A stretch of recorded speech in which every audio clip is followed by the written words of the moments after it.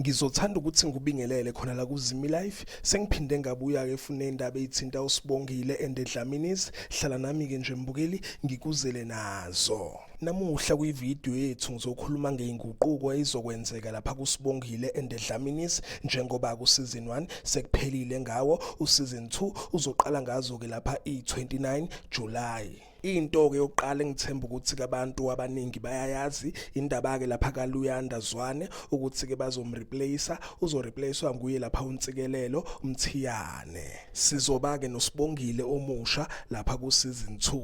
Mase kuba nguye ke lapha uNtando Zondi uzojoyina ku season 2 kaSibongile eNdledlaminis andike uzodlala indawo kaThemba, uzoba ingane kanjengaye naye ke lapha uNomfundo. uNtando Zondi ngiyathemba ukuthi ke babukeli bamkhumbula uke wadlala ke lapha kumdlalo omkhulu Shaka Ilembe.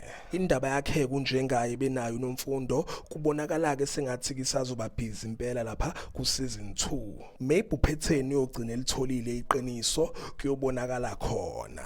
Mase kuba nguye ke lapha uAzanda Mkhungo ozodlala ke indawo kaZama, uzoba uroommate kaSibongile andike uroommate othanda ke nje izinto. Mase kuba nguye ke lapha uBaby Cele ozodlala ke indawo kaSamkelisiwe, usisi kaBaba uNtombela andike futhi umngani kaDeliwe naye ke lapha uphetheni wazi ke nje imfihlo zabo eziningi. Baveza ukuthi ke babengabangani kudala, yena kuSamkelisiwe naye kuphetheni noDeliwe. Zinjalo ke mbukeli indaba ke za season 2 wakhe kuSibongile eNdledlaminis. Yizo ke lezi ade ngikuphathele zona. Ngicela ke nje ukuthi ungakhohlwa ukulike andike usubscribe. Ake ngithi ke danke ngiyazibongela.